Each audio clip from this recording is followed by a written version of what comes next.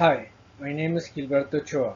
I will be discussing the PCB contamination that originated in Hudson Falls, New York, and eventually leaked into the Hudson River.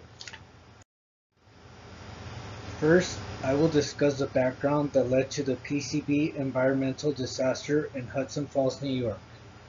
Then, I will move on to the efforts executed to clean the Hudson River.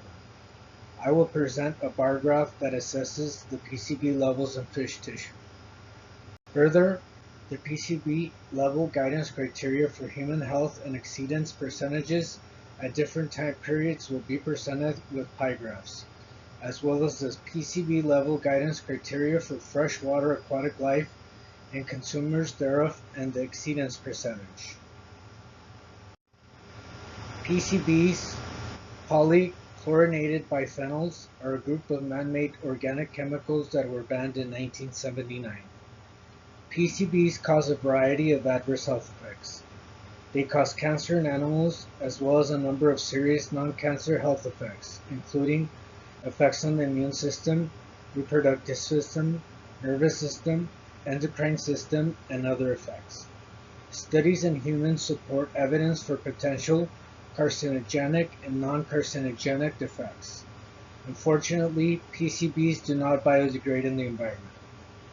GE, General Electric Corporation, heavily used PCBs in Hudson Falls, New York. First, the factory was used to build ball turrets for World War II bombers. Then GE used the factory to build transformers and capacitors. PCBs earned a reputation for safety and reliability. With time, some building codes required the use of PCBs in transformers and capacitors. After the U.S. banned PCB, 1.3 million pounds of PCBs were in the Hudson River and hundreds of thousands of pounds in the geology beneath the GE factory in Hudson Falls. In 1976, the state of New York banned all fishing in the upper Hudson River. A variety of aquatic life had been fished commercially in the Hudson River.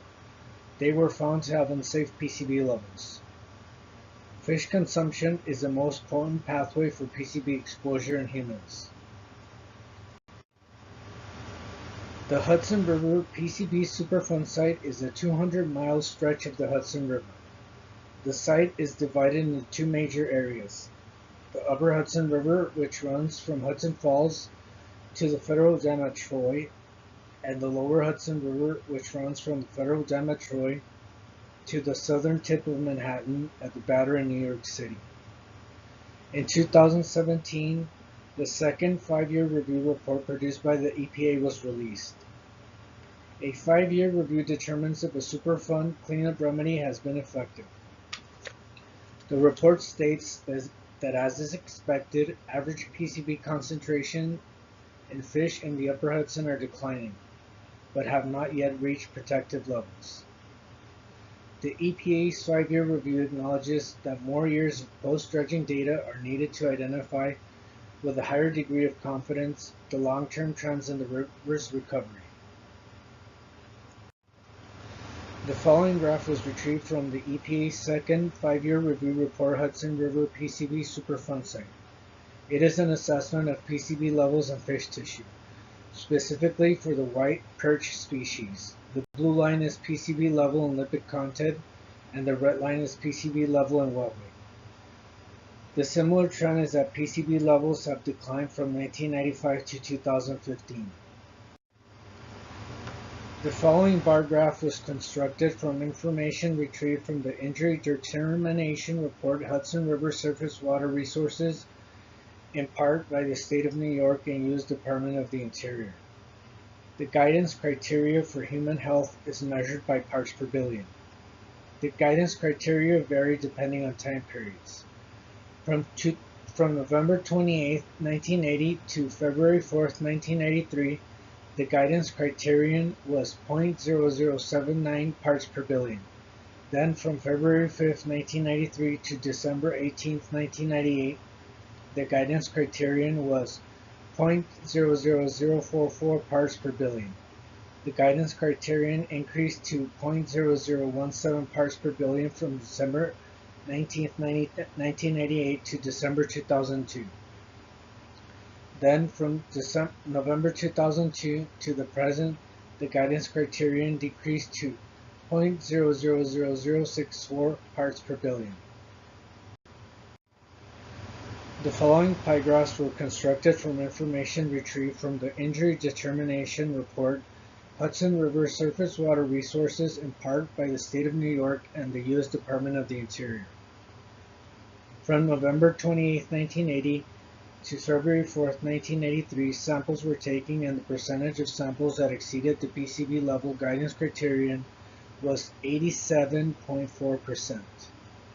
Tests were not conducted from February 5, 1983 to December 18, 1988. From December 19, 1988 to November 2002, samples were taken and the percentage of samples that exceeded the PCB level guidance criterion was 65.5%. Then from November 2002 to the present, samples were taken and the percentage of samples that exceeded the guidance criterion was 90.2%. From June 26, 1976 to the present, the guidance criterion for freshwater aquatic life and consumers thereof was 0.001 parts per billion. Samples were taken and the percentage of samples that exceeded the PCB level guidance criterion was 85.4%.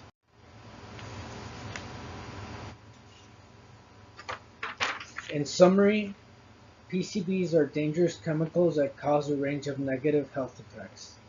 GE's use of PCBs in the factory located in Hudson Falls, New York, led to an environmental disaster which we are still suffering from. Fortunately, the EPA has stated that post-dredging data from 2016 is encouraging, but additional monitoring is needed.